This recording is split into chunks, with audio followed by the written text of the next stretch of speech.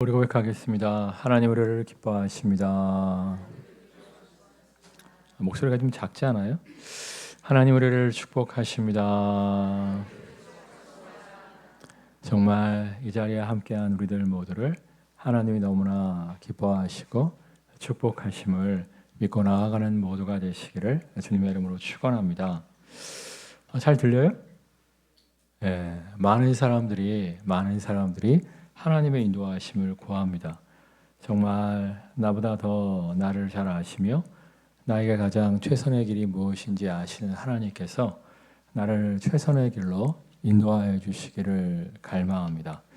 그런데 안타깝게도 너무나 많은 사람들이 하나님의 인도하심을 온전히 발견하지 못하는 것을 볼 수가 있어요.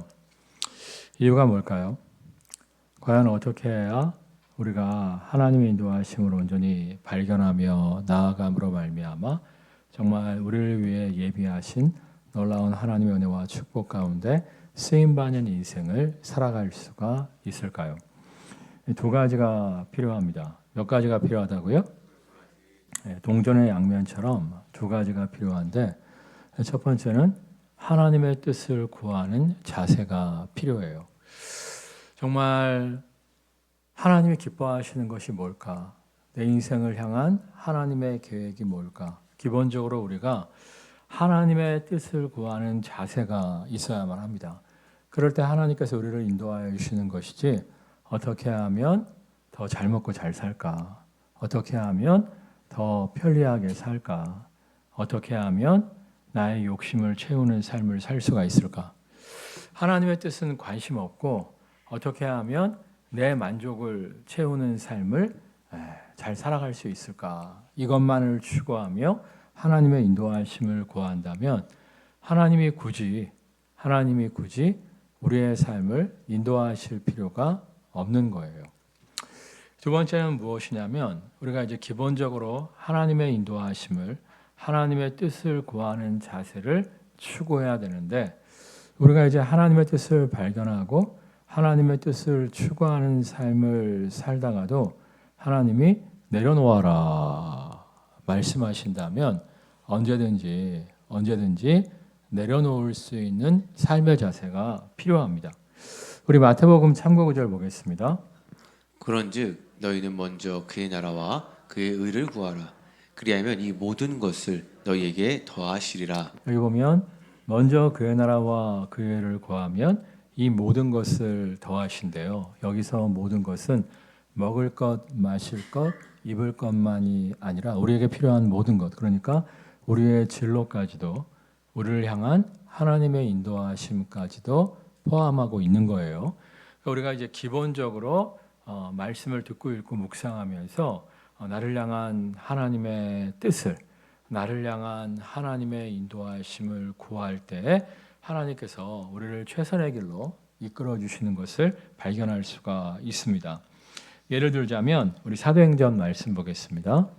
오직 성령이 너희에게 임하시면 너희가 권능을 받고 예루살렘과 온 유대와 사마리아와 땅끝까지 이르러 내 증인이 되리라 하시니라. 부활하시고 승천하시는 예수님께서 예수님을 믿고 따르는 무리들에게 제자들에게 하신 명령 아니겠습니까?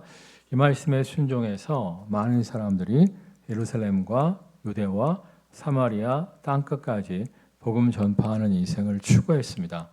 그 중에 이제 대표적인 인물이 초대교회 7 집사님 중에 한 분인 빌립 집사님을 생각해 볼 수가 있어요. 이 빌립 집사님이 이 말씀에 순종해서 사마리아 땅에서 사마리아인들에게 예수 그리스도의 복음을 전합니다. 유대인들은 원래 사마리아인들을 멸시하고 사마리아인들을 무시하고 사마인들과 상종하지 않았습니다. 길을 갈 때 사마리아를 통과하면 가까운 길임에도 불구하고 사마리아인들과 상종하고 싶지 않아서 멀리 돌아갔던 사람들이 유대인이었어요. 그런데 빌립 집사가 그렇게 하지 아니하고 하나님 말씀에 순종해서 사마리아 사람들에게도 예수님을 전파하기를 원하시는 하나님의 뜻에 순종해서 사마리아 지역에 가서 열심히 힘쓰고 해서 주님을 전파하게 됩니다. 그랬더니 정말 하나님이 기뻐하시는 일에 헌신했더니 하나님의 뜻을 쫓아 하나님이 기뻐하시는 일에 자원했더니 하나님이 정말 빌립의 사역을 축복하여 주심으로 말미암아 사마리아 성에서 놀라운 부흥의 역사가 일어났어요. 사마리아 사람들이 많이 예수님을 믿는 놀라운 역사가 나타나게 되었습니다. 정말 새 가족들이 차고 넘치는 하나님의 놀라운 축복을 누리게 되었죠. 옛말에 물 들어올 때 뭐하라고 이야기합니까? 노조라고 얘기하죠. 이제 정말 사마리아에서 더욱더 열심히 복음을 전해야 할 때인데 갑자기 하나님께서 모든 것을 내려놓고 광야로 가라 이렇게 말씀을 하십니다. 여러분이 빌립이라면 뭐라고 말씀하시겠어요? 하나님, 내가 하나님께 불순종하고 나의 욕심을 따라 나의 유익을 따라 나의 편리를 따라 살아오는 것 아니지 않습니까? 내가 정말 하나님의 인도하심, 하나님의 뜻에 순종하여 원래 유대인들은 사마리아인을 상종하지 않는데 우리가 멸시하고 무시하는 사마리아인들에게 나아가서 이렇게 힘쓰고 해서 복음 전파하고 있지 않습니까? 사실 이제 빌립 집사님이 유대인임에도 불구하고 사마리아인들에게 복음을 전파하는 삶을 살 때 많은 사람들이 손가락질을 쓸 거예요. 야, 쟤는 유대인인데 왜 사마리아인하고 놀아? 손가락질하고 비우는 사람들이 분명 있었을 것입니다. 그럼에도 불구하고 하나님의 말씀에 순종해서 사마리아의 복음을 전했더니 놀라운 복음의 역사가 지금 일어나고 있잖아요. 물 들어올 때 노조와야 되는데 왜 갑자기 사람도 없는 광야로 떠나라고 하십니까? 의아한 마음이 들 수 있었어요. 근데 빌립 집사님이 어떻게 하죠? 다 내려놓고 하나님 말씀에 순종해서 광야로 갑니다. 광야로 갔을 때 누구를 만나요? 당시의 부국이었던 에디오피아 왕의 국고를 맡은 네시를 만남으로 말미암아 에디오피아 왕의 네시가 예수님을 영접함으로 말미암아 에디오피아 땅에 전도의 문이 열리는 하나님의 놀라운 축복을 경험하게 됩니다. 그러니까 내려놓고 순종했을 때 자신이 꿈꾸고 생각했던 것보다 자신은 사마리아 정도의 전자로서 만족하고 싶었는데 정말 사마리아를 넘어서는 에디오피아에까지 복음을 전파하는 놀라운 하나님의 영광을 누릴 수가 있었다는 거예요. 사도 바울도 마찬가지 아닙니까? 사도 바울이 정말 땅끝까지 복음을 전파하는 사명에 순종해서 당시 소아시아 지역의 중심이었던 에베소에 가서 복음을 전파하기 위해서 힘쓰고 애씁니다. 당시에 에베소가 교통의 요지였기 때문에 그곳에서 복음을 전파하면 소아시아 지역 전체가 예수님께로 돌아올 거라는 확신이 있었기 때문이에요. 근데 성경을 자세히 읽어보시면 하나님께서 성령께서 사도 바울이 에베소로 가는 것을 허락하셨다? 허락하지 않으셨다? 허락하지 않으셨죠. 그때 하나님 에베소가 아니면 죽음을 주십시오 하면서 에베소행을 고집합니까? 결코 그렇지 않죠. 내려놓고 주님의 인도하심 따라 마게도니아 유럽을 향하여 나아갈 때 유럽의 놀라운 전도의 문이 열리고 나중에 또 유럽에서 예수님 영접한 사람들이 많은 경제적인 후원을 해주므로 말미암아 그 경제적인 후원을 가지고 자신이 정말 가고 싶었던 에베소에 가서 2년 이상 머물면서 놀라운 전도의 열매를 또 거두었던 것을 볼 수가 있어요. 그러니까 사도 바울도 내려놓았기 때문에 에베소에 가서 복음을 전파하기를 원했지만 내려놓을 줄 알았기 때문에 오히려 유럽 전도의 아버지로 쓰임받는 놀라운 영광을 누릴 수가 있었다는 거예요. 오늘 읽은 말씀도 마찬가지입니다. 우리 3절 말씀 읽어볼까요? 하나님이 이르시되 나는 하나님이라 내 아버지의 하나님이니 애굽으로 내려가기를 두려워하지 말라.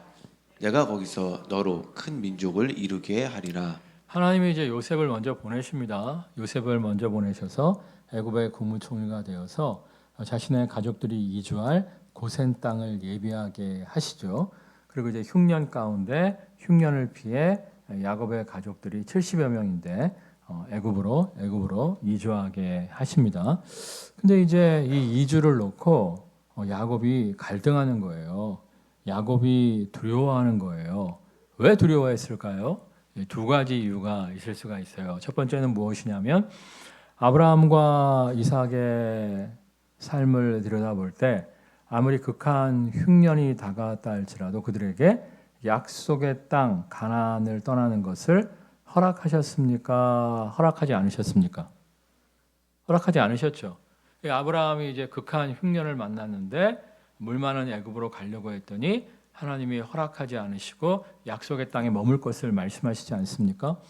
이삭 같은 경우에도 정말 흉년을 피해서 물 많은 애굽으로 가려고 할 때 하나님이 허락하시지 않은 것을 볼 수가 있어요. 그들이 정말 흉년임에도 불구하고 하나님 말씀에 순종해서 약속의 땅에 머물 때 아브라함은 이삭을 볼 수가 있었고 이삭은 흉년 중에도 100배의 수확을 거둘 수가 있었습니다. 그러니까 이제 야곱이 망설여지는 거예요. 흉년이라고 해서 약속의 땅을 떠나는 것이 하나님의 뜻일까? 이제 망설여지기 시작하는 겁니다. 근데 사실상 또 아브라함에게 하신 말씀이 있죠. 잠시 잠깐 너의 후손들이 이 약속의 땅을 떠나서 애굽에 정착하고 살 거야. 애굽에 정착하고 살면서 큰 민족으로 번성하게 될 거야.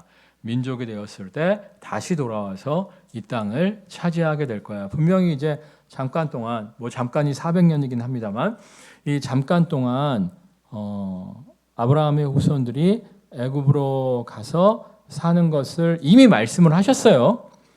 그러니까 야 정말 흉년 가운데 함부로 약속의 땅을 떠나서는 안 되지만 또 잠시 잠깐은 애굽에 살면서 큰 민족을 이루었다가 다시 돌아올 것을 말씀하셨는데 과연 지금이 흉년임에도 불구하고 약속의 땅을 지켜야 할 때인지 아니면 지금이 바로 애굽으로 잠깐 이주해야 할 때인지 이 하나님의 타이밍을 분별하지 못했기 때문에 정말 잘못 하나님의 타이밍을 분별해서 지금 아직 떠나야 될 때가 되지 않았음에도 불구하고 잘못 떠나서 하나님의 뜻을 어겼다가 큰 화를 당하지 않을까? 아니, 지금이 바로 떠나야 할 때인데 뭉기적거리다가 하나님의 타이밍을 또 떠나야 될 하나님의 타이밍을 또 놓치는 것이 아닐까? 이 하나님의 타이밍을 내가 지금 제대로 읽고 있는 것인지 두려움이 있었다는 거예요. 두려움이. 그래도 이제 야곱이 신앙이 좋죠. 내 멋대로 가고 싶은 대로 가는 것이 아니라 정말 하나님의 뜻이 맞는지, 지금 떠나는 것이 맞는지, 아니면 아직은 버텨야 될 때인지 하나님의 타이밍을 놓고 이제 갈등하고 있으니까. 근데 야곱이 신앙이 많이 좋아졌어요. 두 번째 야곱이 두려워했던 이유가 무엇이냐면 야곱이 나이가 너무 많아요. 여러분 성경에 보면 아브라함이 몇 세 본토 친척 아비 집을 떠나 하나님이 명령하신 곳으로 나아가죠? 75세. 75세란 나이도 사실은 이제 본토 친척 아비 집을 떠나 낯선 땅으로 가기에는 쉽지 않은 나이입니다. 그래서 정말 75세 아브라함이 모든 것을 버려두고 약속의 땅으로 나아가는 것에 대해서 신약성경 히브리서는 큰 믿음이다 라고 이야기하면서 아브라함의 믿음을 칭찬하는 것을 볼 수가 있죠. 75세에도 본토 친척 아비 집을 떠나 낯선 곳을 향하여 나아갔을 때 하나님이 많이 칭찬하셨는데 당시 야곱의 나이가 몇 살이었냐면 130세였어요. 130세면 75 곱하기 2라면은 한참 걸렸는데 150살이죠. 150살. 2배는 못 돼도 2배 가까이 되는 나이예요. 이 나이에 정말 새로운 땅을 향하여 나아간다? 그러니까 이제 그 아브라함의 조상이 메소포타미아에 살았고 메소포타미아는 위쪽이에요. 그 다음에 이제 가나안 땅이 있고 애굽은 아래쪽인데 그러니까 이제 야곱의 조상들도 한 번도 이 아래쪽 애굽으로는 가본 적이 없는 거예요. 정말 낯선 땅으로 이주해야 되는 그 많은 나이에 낯선 땅을 가게 된다는 그 두려움이 야곱의 마음에 또 심각했을 것으로 보여져요. 여러분들 보기에는 이 두 가지 중에 어느 게 더 야곱에게 심각하게 두려움으로 다가왔을 것 같아요? 그러니까 둘 다인데 경중을 따지자면 뭐가 더 야곱에게 심각한 두려움으로 다가왔을 것 같아요? 그러니까 1번 지금 떠날 때가 아닌데 내가 하나님의 타이밍을 제대로 못 읽고 성급하게 떠나는 것이 아닌가? 이 두려움이 1번이고요. 두 번째는 하나님의 뜻은 두 번째고 이 늙은 나이에 새로운 곳으로 가는 그 두려움 이 두 가지 중에서 뭐가 더 야곱에게 컸을 것 같아요? 이 성경은요, 그것을 이야기해 주고 있어요. 우리 2절 말씀 읽어볼까요? 2절. 그 밤에 하나님이 이상 중에 이스라엘에게 나타나 이르시되 야곱아 야곱아 하시는지라 야곱이 이르되 내가 여기 있나이다 하매. 그러니까 하나님이 야곱의 이름을 뭘로 바꿔주셨죠? 이스라엘. 하나님이 이스라엘이라고 불러주실 때는 어떤 때예요? 야곱이 하나님께 항복했을 때. 이스라엘이라는 이름의 뜻이 뭐라고 말씀드렸죠? 하나님의 다스리심을 원하는 자, 하나님의 통치를 원하는 자, 그게 바로 하나님을 이긴 자라고 말씀을 하셨잖아요. 그래서 이제 야복강 나루토에서 두 손 두 발 다 들고 하나님께 항복할 때 하나님이 이제 드디어 네가 나를 이긴 거다, 항복하는 게 이기는 거다 말씀하시면서 야곱을 축복하여 주셨죠. 그리고 이스라엘이라 부르십니다. 나중에 보면 다시 야곱이라고 부르세요. 언제? 다시금 야곱이 항복하지 아니하고 자신의 생각과 자신의 계획과 자신의 유익을 따라 살아갈 때 또 야곱이라고 부르시죠. 그래서 이제 원래 이제 하나님께서 무사히 돌아오게 하시고 먹을 것과 마실 것을 주시면 내가 이제 돌베개를 베고 잤던 베델에서 하나님께 감사의 제단을 쌓고 10분의 1을 하나님께 드리겠다고 했는데 드리기 싫어갖고 베델이 아니라 세겜으로 내빼지 않습니까? 그 세겜에서 큰 역경, 큰 시련, 큰 고통을 경험한 후에 두 손 두 발 다 들고 다시 이제 베델로 돌아오는 장면이 있죠. 그때 또 이스라엘이라고 불러주시고, 그 다음에 이제 베냐민을 지난 시간에 말씀드렸죠. 베냐민을 보내야 되는데 베냐민을 안 보내겠다고 막 버티다가 하나님께 항복하고 이렇게 되면 이르리이다 하고 베냐민을 보낼 때 또 이스라엘이라고 다시 이름을 바꿔주시잖아요. 근데 지금은 또 야곱이라고 부르신단 말이에요. 그러니까 야곱이라고 부르셨던 이유는 뭐냐면 지금 또 버티고 있다는 거야. 지금 하나님의 뜻은 두 번째고, 하나님의 뜻은 두 번째고, 이 많은 나이에, 이 늙은 나이에 어떻게 새로운 땅으로 갈 수 있겠냐? 이래서 이제 하나님의 뜻은 두 번째고, 하나님의 뜻을 저버리고 자신의 생각과 계획을 쫓아 또 버티고 있는 거예요. 그러니까 야 야곱아, 너 언제까지 야곱으로 살래? 좀 항복 좀 해라, 항복! 이렇게 말씀하고 있는 거예요. 그러다가 이제 항복을 합니다. 5절 말씀 읽어볼까요? 5절. 야곱이 부엘세바에서 떠날새 이스라엘의 아들들이 바로가 그를 태우려고 보낸 수레에 자기들의 아버지 야곱과 자기들의 처자들을 태우고. 그러니까 부엘세바는 이제 가나안 땅의 국경 지역이죠. 부엘세바를 넘어서면 이제 애굽으로 들어가는 거예요. 그래서 부엘세바에 있을 때는 아직도 야곱인 거예요. 야곱. 근데 이제 하나님께 항복하고 이제 애굽으로 국경을 넘었습니다. 그러니까 하나님 뭐라고 또 불러주세요?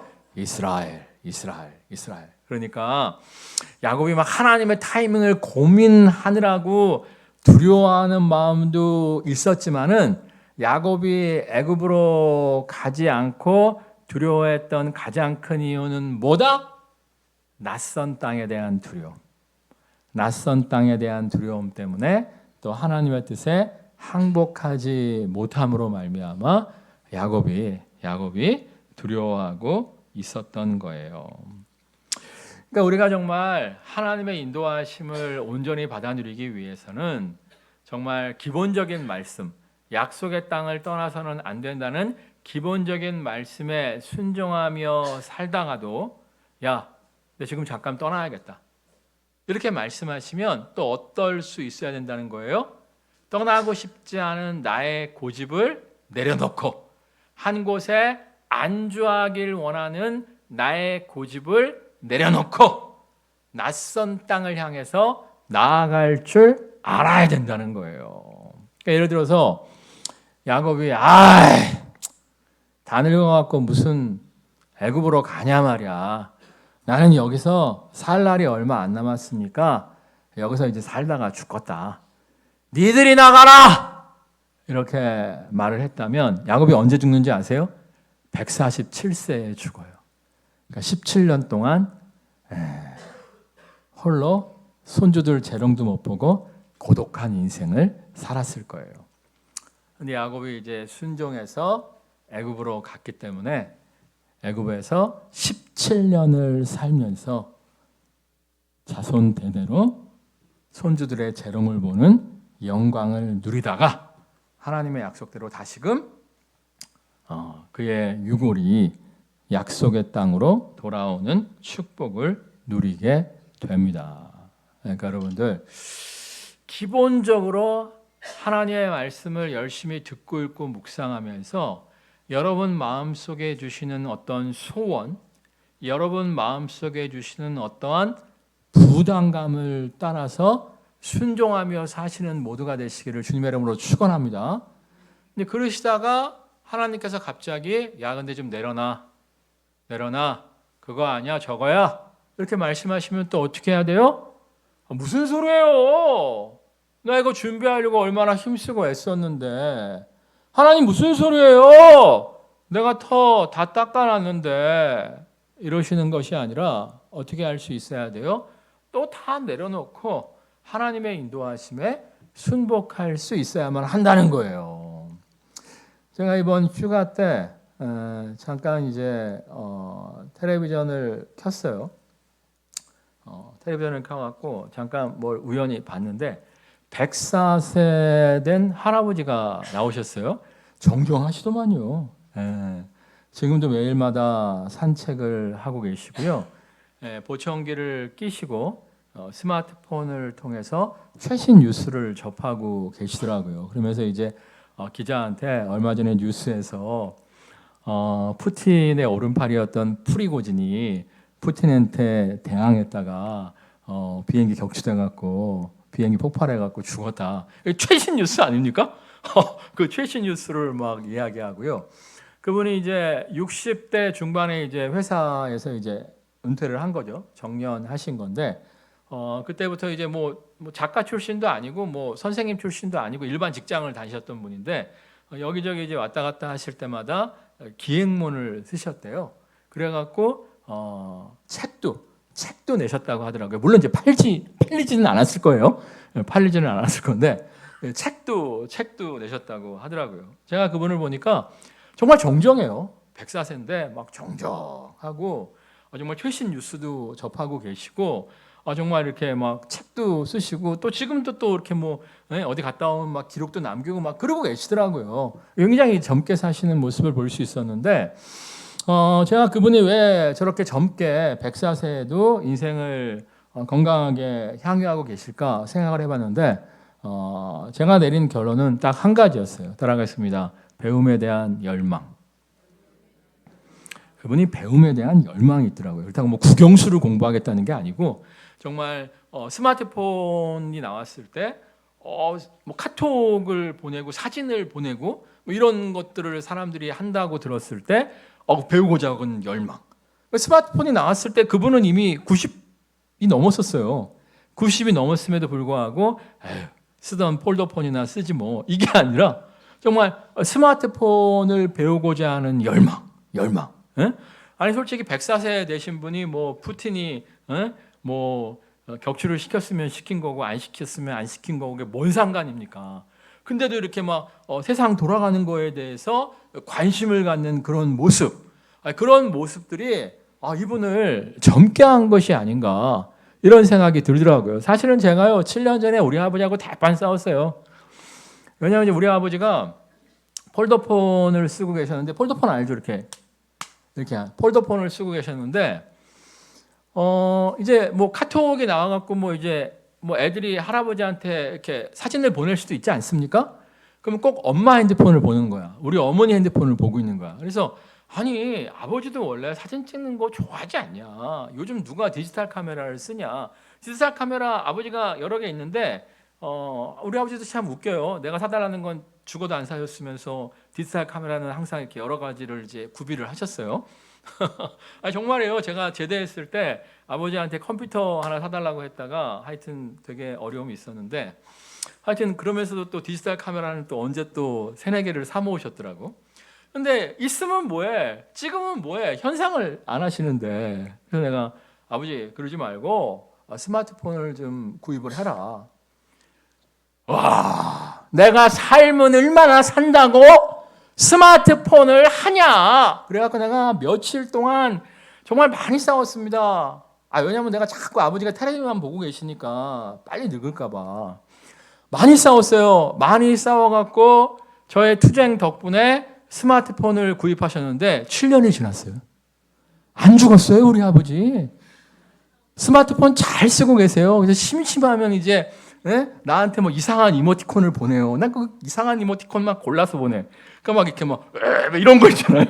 그래서 좀 아니 좀 이렇게 좀 건강한 이모티콘을 보냈으면 좋겠는데 손주들이 뭘 보내도 이런 거 보내고 그래서 하여튼 잘 써먹고 계세요. 근데 얼마 전에 또 싸웠어. 이 핸드폰이 이제 오래된 거야. 오래되니까 이제 바꿔야 돼. 바꿔야 되는데 이제 옛날에 스마트폰은 물리적 버튼이 있잖아요. 물리적 버튼이 뭔지 아세요? 하여튼 근데 요즘에는 화면에 버튼이 없잖아요. 이걸 또 배우는 게 두려운 거야. 근데 이제 스마트폰은 이제 맛이 가기 시작하는 거고, 그래갖고 막 도중에 꺼지고 막 답답하더라고요. 그래갖고 또 대판 싸웠어요. 바꾸십시오. 내가 삶은 얼마나 산다고? 바꾸십시오. 내가 삶은 얼마나 산다고? 아버지 옛날에 그렇게 얘기해놓고 7년 살았어.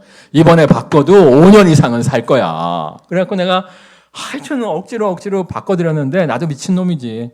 왜냐하면 또 스마트폰 바꿔드렸으니까 새롭게 설정을 다 해드려야 되고 하나하나 설명하느라고 내가 머리가 한 움큼은 빠진 것 같아. 근데 여러분 정말 우리가요,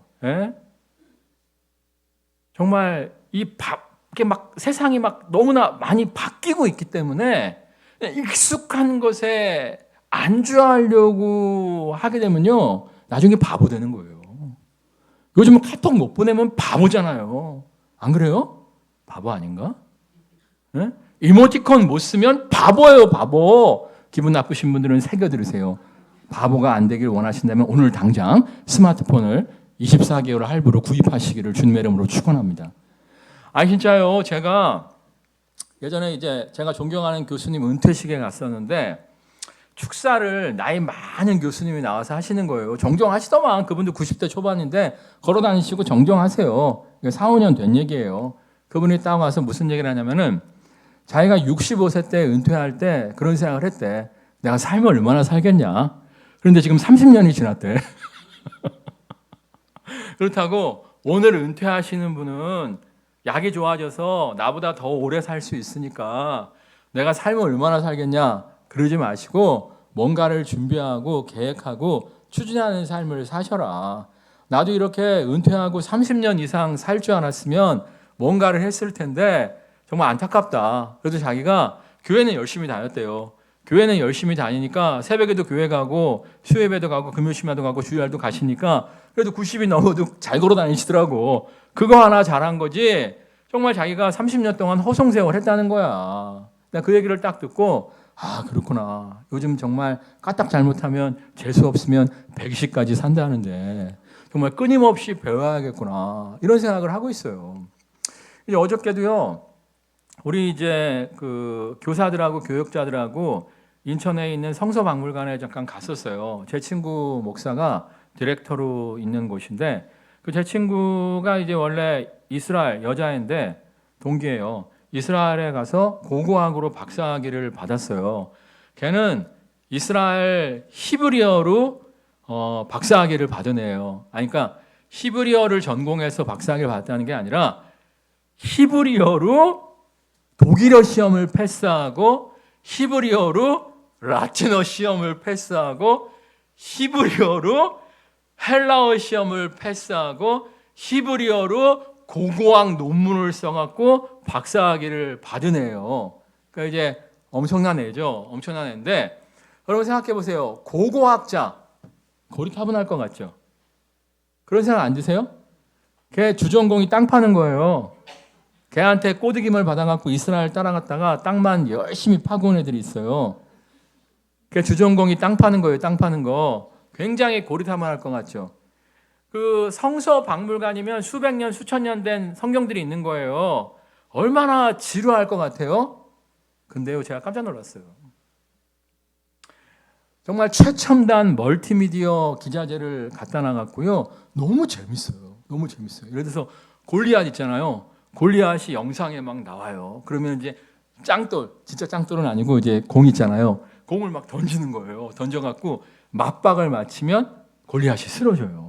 그래갖고 막 하고요. 하여튼 진짜 성서박물관이 너무 재밌게 해놓은 거예요. 수천 년 된 고문서가 있는 박물관을 너무 재밌게 해놓은 거예요. 그러면서 그 친구가 그런 얘기를 하더라고요. 요즘 교회학교 교육이 너무 고리타분하다. 너무 뻔하다. 그러니까 애들이 교회 안 오는 거다. 교회학교 교육도 뻔한 교육이 돼서는 안 되고 펀한 교육이 돼야 된다. 이렇게 얘기하더라고요. 펀이 뭐예요? 즐거움. 재미잖아요, 재미. 그래서 내가 굉장히 동감했어요. 제가 이제 우리 부교육자들한테 항상 하는 얘기가 그거잖아요. 예? 예배는 기본이고,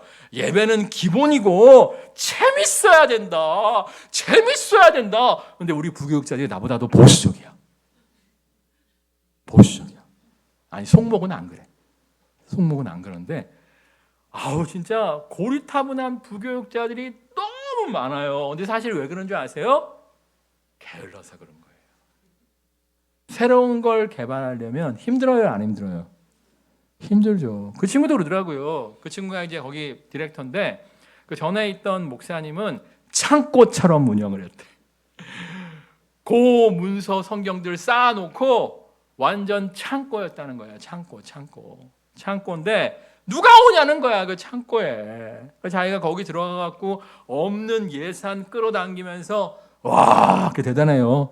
나랏돈까지 끌어당겼더라고. 성서박물관인데 작년에도 1억 5천인가 1억 7천을 나랏돈을 끌어당겼대요.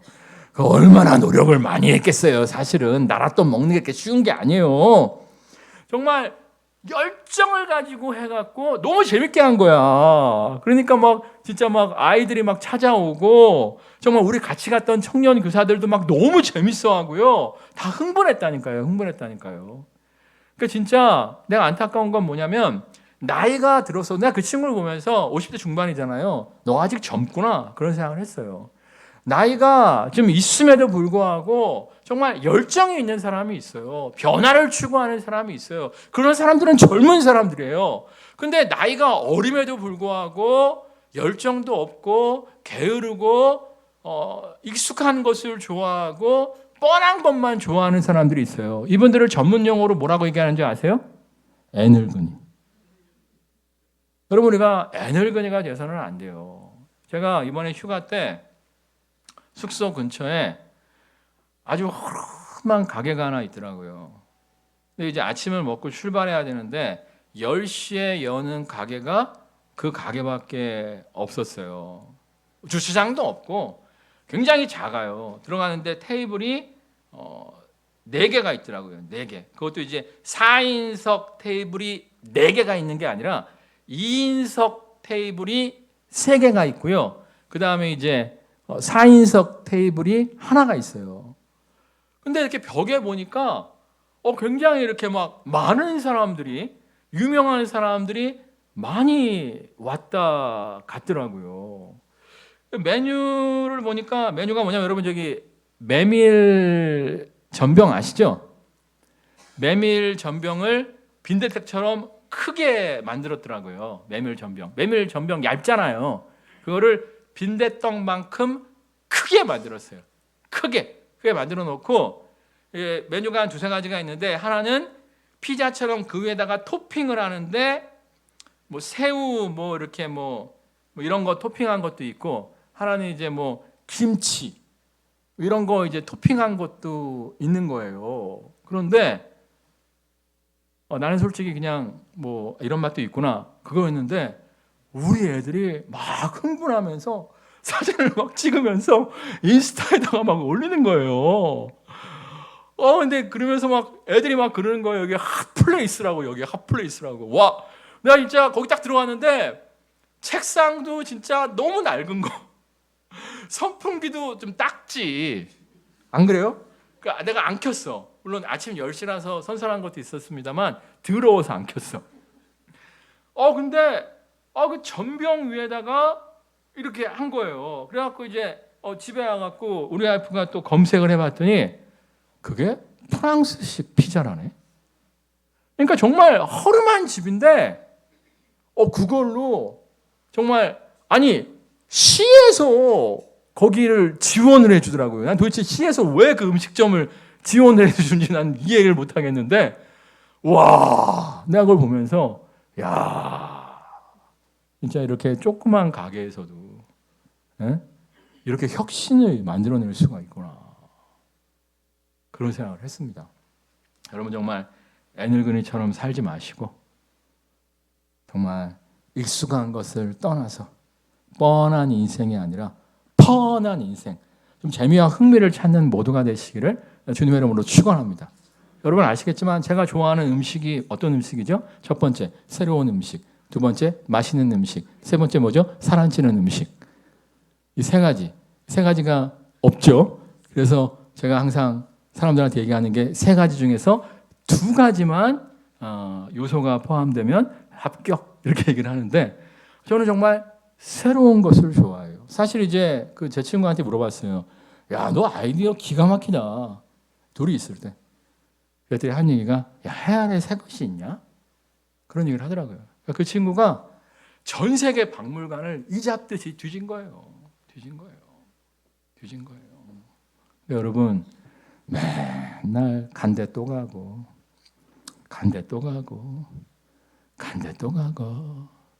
그러지 마시고요. 좀 익숙한 것을 탈피해서 새로운 것을 좀 찾아 나서는 모두가 되시기를 주님의 이름으로 축원합니다. 아무튼 야곱이 정말 130세 정든 고향을 떠나고 싶지는 않았을 거예요. 근데 그가 다 내려놓고 하나님의 인도하심에 순종할 때 애굽에서 147세까지 향유하면서 손주들의 재롱을 보면서 하나님의 뜻대로 자신의 가족을 민족으로 번성시키는 하나님의 일에 쓰임받게 됩니다. 그리고 여러분 기본적으로 먼저 하나님 말씀을 열심히 듣고 읽고 묵상하면서 하나님의 뜻을 찾으세요.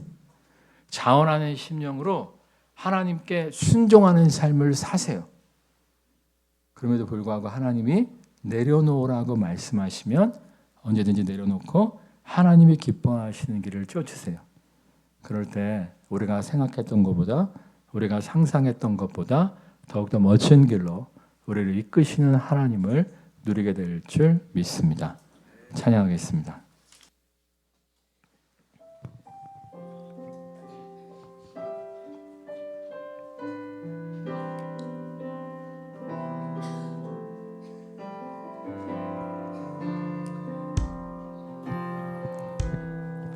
주님 말씀하시면 내가 나가리라.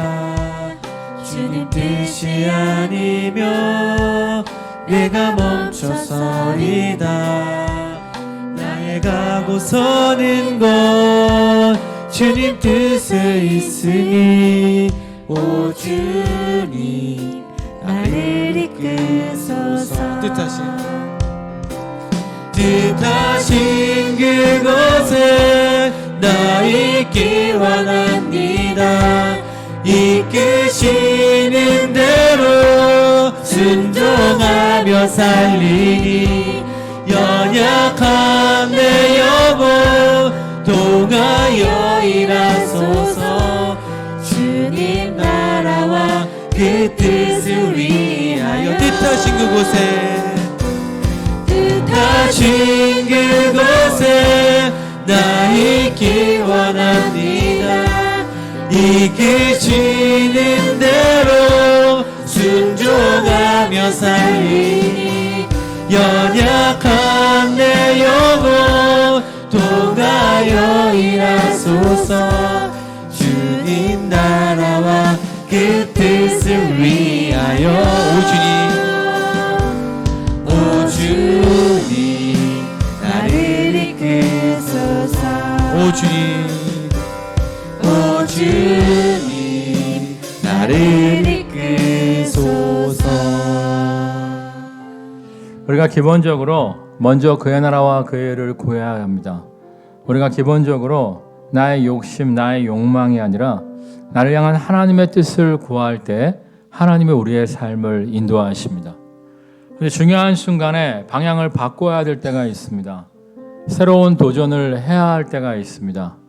그때 하나님께서 우리에게 내려놓으라고 말씀하십니다. 내려놓으라고 말씀하시면 기존의 안락한 틀을 떠날 줄 알아야 됩니다. 내려놓고 하나님이 기뻐하시는 모험을 향하여 나아갈 수 있어야만 합니다. 그럴 때 정말 우리가 꿈꾸는 것보다, 우리가 상상했던 것보다 더욱더 멋진 길로 우리를 인도하십니다. 정말 우리가 하나님께 온전히 항복하고 하나님의 인도하심만 쫓는 모두가 되어지게 하여 주옵소서. 이를 통하여 내가 꿈꾸고 상상했던 것보다 더욱더 멋진 길로 나를 이끄시며 사용하시는 하나님을 만나게 하여 주옵소서. 합심해서 기도하겠습니다. 할렐루야. 사랑과 나가 할렐루야. 주님이 인도하심을 아버지 구하며 나아갑니다. 아버지 익숙한 틀을 버리고 아버지 변화를 추구하며 나아가게 해주시옵소서. 주님이 이끄시는 대로 아버지 그것이 도전의 길일지라도 아버지 그것이 험난한 길일지라도 아버지 나의 모든 것 내려놓고 주님의 인도하심 따라 나아갈 때 아버지 놀라운 일을 행하신 주님을 만나게 하여 주시옵소서. 주여 하나님의 뜻을 쫓아 나아갈 수 있도록 하나님 역사하여 주옵소서. 하나님의 나아감으로 말미암아 하나님의 기름 부으심과 능력 가운데 주여 하나님 기름 부으심이 없어서 하나님이 승리케 하여 주시기를 간절히 바라옵나이다. 하나님 역사하여